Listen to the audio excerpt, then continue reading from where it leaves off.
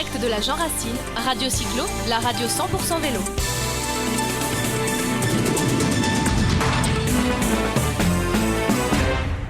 Magnifique temps sur cette Jean Racine, 2 jours au soleil à faire du vélo dans la nature. Et voilà, la Jean Racine, elle existe depuis 30 ans, c'est la 30e.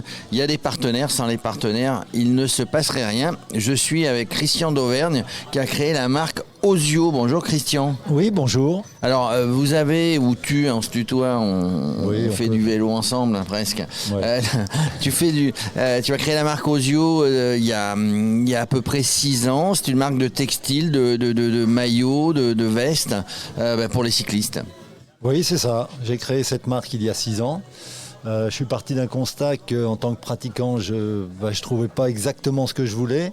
Soit c'était pas ma convenance au niveau des couleurs, des designs, soit c'était trop cher. Donc je me suis dit, je vais essayer de créer quelque chose pour répondre à ces attentes-là, qui étaient les miennes, mais qui étaient aussi celles de copains avec qui je faisais du vélo. Alors c'est vrai que souvent, quand on crée quelque chose, c'est qu'on ne trouve pas sur place et donc on crée. Donc le vélo, en tout cas avec les maillots, vos maillots chez Ozio sont très colorés, sont très dynamiques, j'allais dire, sont très voyants. Les gens ont envie de bien s'habiller sur un vélo.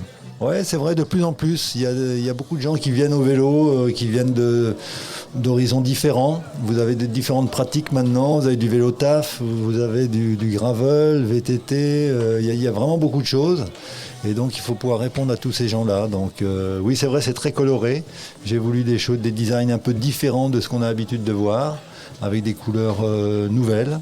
Et puis c'est des produits très techniques, donc les gens qui aiment s'habiller sur un vélo trouvent leur compte chez Ozio. Ouais, alors il faut que ça soit beau, il faut que ça soit bien adapté parce que si on est mal à l'aise dans ses vêtements comme si on est mal à l'aise sur le vélo, ça le fait pas. Ouais, c'est vrai. Il faut que les produits soient vraiment bien adaptés, surtout quand on pense au niveau des cuissards. Il faut vraiment que les cuissards soient très très bien taillés. Et puis nous, on essaye d'avoir des produits très techniques, et notamment au niveau des cuissards, où on travaille avec une marque italienne qui s'appelle Elastic Interface, qui est une marque de peau pour mettre dans les cuissards très haut de gamme. Des marques très réputées du type Asos, Rafa utilisent cette marque-là. Donc on est sur un niveau de technicité très élevé. Ouais. Alors hier on parlait un peu, je disais il y a beaucoup de concurrence, mais la concurrence elle est partout, hein. Quel que soit le métier qu'on fait, il y a de la concurrence. Donc il faut sans arrêt avancer, se renouveler, rechercher. Oui, c'est ça, il y a de la concurrence dans tous les domaines. Donc là on est arrivé, effectivement, il y a beaucoup de marques sur le marché, mais comme je le disais en préambule, ces marques-là, il y a 6 ans, elles existaient et c'est pas pour ça que je trouvais mon bonheur. Donc il faut trouver des produits qui répondent aux attentes des clients, qui n'existent peut-être pas actuellement sur le marché.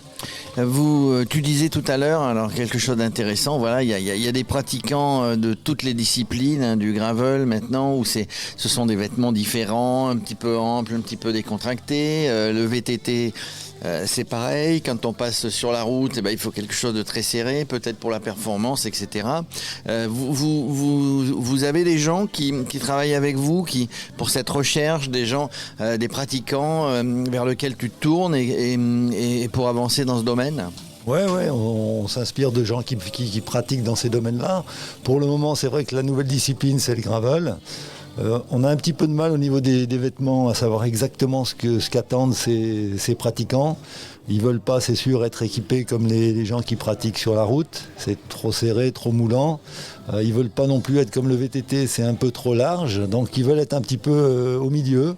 Donc on est en train d'observer. Et là, dans les jours qui viennent, on va sortir une chemisette qui va être pour les gens qui pratiquent le gravel. Et je pense que ça va leur plaire, tant au niveau de la coupe que des couleurs choisies. Alors tu sais que moi je ne pratique pas le gravel, pourtant je suis dans une région. Par contre, je suis chez Bike Café, je ne sais pas si ça te parle. Bike Café, c'est un des médias, des influenceurs du gravel. Et justement l'autre jour, je leur passe un petit coucou, on se disait tiens il faut qu'on fasse des vêtements notre marque et notamment des chemisettes. Tiens, donc tu vois, cette interview va servir aussi c'est sûr de lien. Oui, ça correspond exactement à l'esprit Gravel, enfin je pense. Voilà, l'esprit Gravel est totalement différent. Alors là, sur la Jean Racine cette année, le parcours Gravel a été enlevé parce qu'il redémarre. Pendant 2 ans, ça s'est arrêté, donc ça redémarre gentiment. Quand on regarde Ozio, il y a marqué votre coach textile. Ça veut dire que c'est toi qui les influences en tant que coach? Ouais, on a trouvé ce slogan parce qu'en fait avant j'étais entraîneur cycliste, donc coach. Donc de coach sportif, bien je suis passé dans le textile et je me suis dit on va mettre la transition coach textile parce que j'essaye aussi sur le site internet à non seulement vendre des produits mais également à conseiller. Donc je donne du conseil pour comment s'habiller par toute saison. Et donc d'où la définition de coach textile. Coach, alors ça a bien évolué quand même en termes techniquement ces vêtements de vélo, quelle que soit la discipline.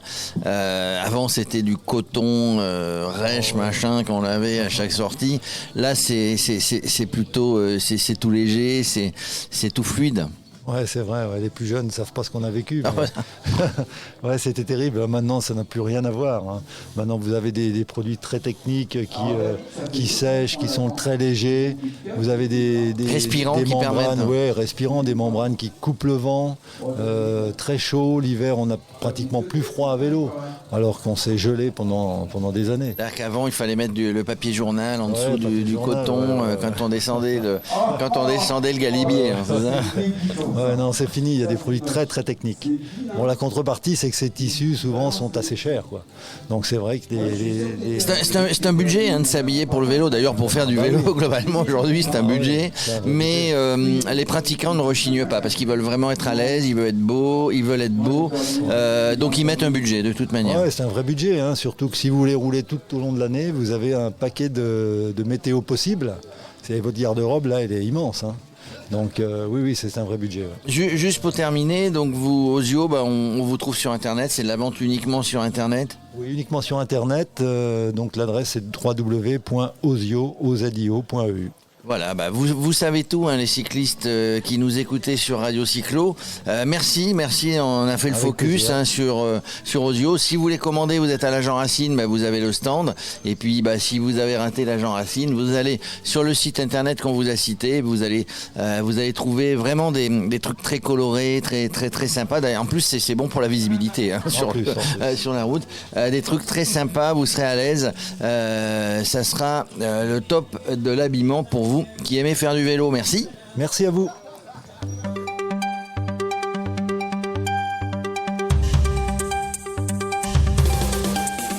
En direct de la Jean Racine, Radio Cyclo, la radio 100% vélo.